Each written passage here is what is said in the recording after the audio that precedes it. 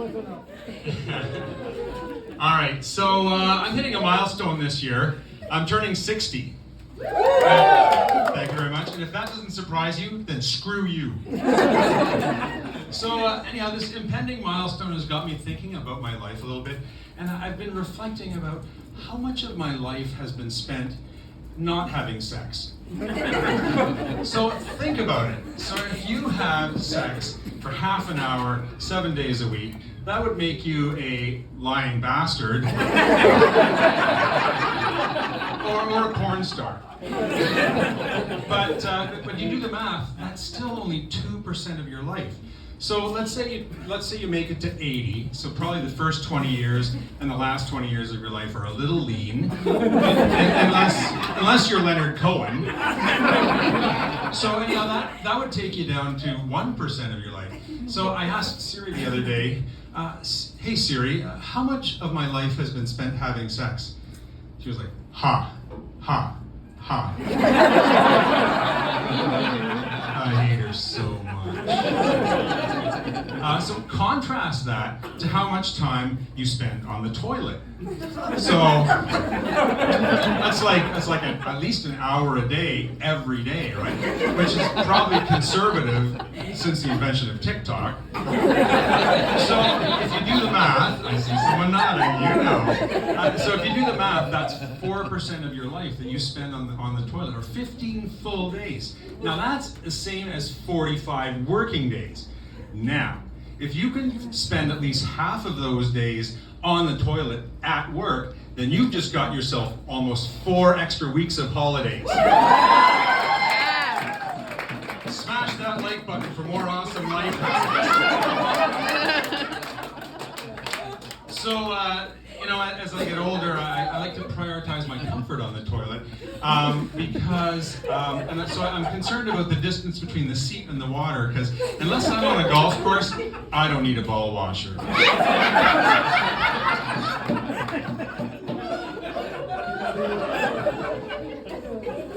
So I like to think of myself as an LGBTQ plus ally, but I admit that sometimes I forget to use people's new pronouns. My 20-something daughters have no problem doing it. They did it without thinking. I know I need to be better.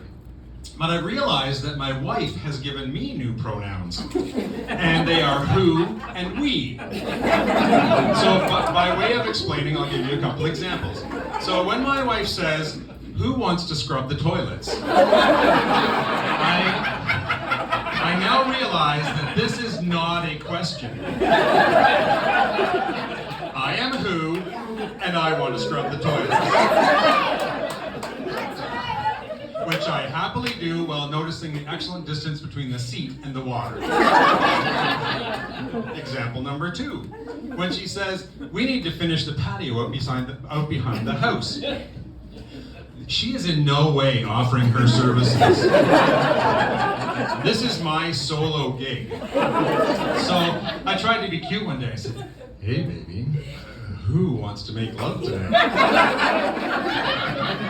She said, "I don't know, but we have a headache."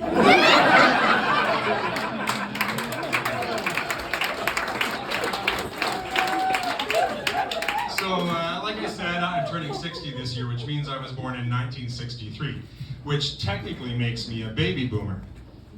So lately, a bunch of upstart young punks have been using the phrase, "Okay, boomer," to insult people of my vintage. Well, let me tell you something. Nobody needs to wear a lumberjack shirt in the glebe. And I've had this beard since before you got your first pube. So listen up, you little hipster bitch. You can't hurt me with your words. You have no idea how hard we've had it. We can't just go online. We couldn't just go online and look up whatever our horny little hearts desire. No, we had to plan ahead. If we wanted to see Farrah Fawcett's erect nipples in a swimsuit, we had to do some work, okay? Now, I can tell some of you don't know who Farrah Fawcett is. So just think Scarlett Johansson with 70 70s hair and less latex suits. Okay. So anyhow, we had to sneak money out of our mom's purse and get on our bike and pedal to the Zellers on the outskirts of town and race to the poster section, hoping that all the other little perv balls in town hadn't bought them already. And get the poster and skulk to the cash, hoping that our mom's best friend wasn't working that day. Because the last thing we need is her coming to your mother and saying, "So, did little Ronnie enjoy his pornographic poster?" And we cradle the poster, beautiful Farah, get back on her bike, trying not to crease her perfection, and then find somewhere at home where our mom wouldn't stumble across her. No, you have no idea how tough we had it. You never had to take a phone call from your girlfriend in the kitchen with your whole family sitting there. Because the phone only had a 3-foot cord. Now again, I'm going to rewind for some of you young folks here. We used to have phones that were the size of a loaf of bread and they were bolted to the wall. And they had an actual cord that went between the phone and the part that you talked into and listened. All right, so we had to stand there with our whole family listening and explain that we weren't crying, that we were crying because Tammy's pet hamster, Binky, had died, and not because her mom had seen us buying a Farrah Fawcett nipple poster. So after the pandemic, after the pandemic started, I got back into riding quite a bit. I know, I came up here, the first thing you thought, Tour de France, right?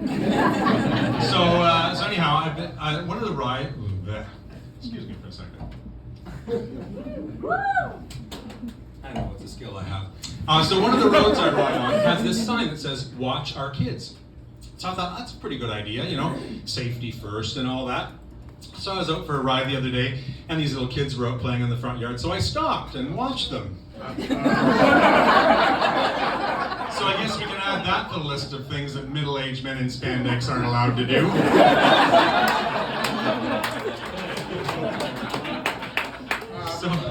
So anyhow, with all my biking, I've been losing a little bit of weight, feeling a little bit bitter about myself. And Snapchat has this thing called Thank you. I'll talk to you later. Snapchat has this thing called Bitmoji. It lets you make a cartoon version of yourself. So I did that. And I was showing my Bitmoji to a young coworker. That sounds wrong. No, well. Yeah, just forget that sounds wrong and just work with it. So she looked at it and said, "You made it too skinny."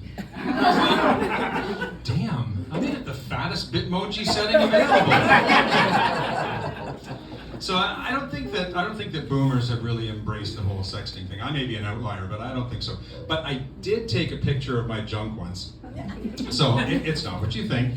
I was out hiking and I found some ticks on my clothes and I was like, oh man.